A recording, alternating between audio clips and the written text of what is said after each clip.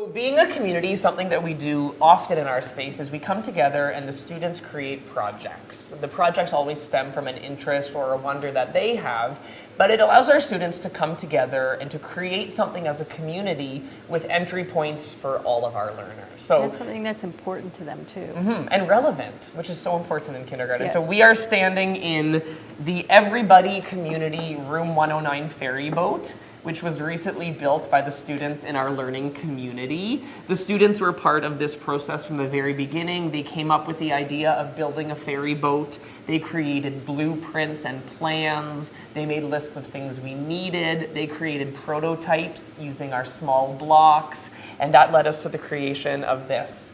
We recently have been doing woodworking with them at our science table. We've been looking at some STEM learning for them. So they've been using hacksaws and wood glue to do everything you see here with the cardboard, the styrofoam, and the wood. The only thing Miss Cheryl and I had to do was to do the hot gluing, and they would point what they wanted where. Or we held something while they taped it.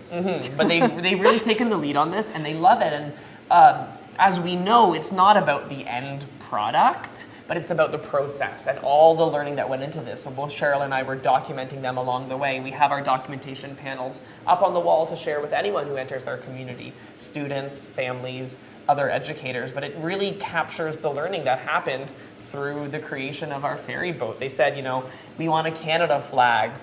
We want a rainbow pride flag. We want a City of Toronto flag. They built a propeller out of wood. This ladder, I think, is so fantastic. The students sawed this themselves. So there's fine motor, there's collaboration, there's problem solving, there's innovating. The other big thing that they really love are the walkie-talkies they built at our woodworking shop. So this is now becoming a dramatic center for them to play. So they'll put on the life jackets and they'll walkie-talkie, oh, the ferry's sinking, or the engine is broken. That's their other favorite one, is how do we fix the engine? But through the dramatic play that's so important, they are problem solving and they're learning social skills and resiliency. But I often wonder, would all of these things come out in a dramatic space that was teacher designed? You know, Cheryl and I could have stayed late one day and said, oh, they want a ferry boat? Okay, we'll build you a ferry boat. Go play in it. But because they were involved in the process of creating this, they have ownership over it. They're proud of it. They take care of it. It means more to them. Yeah.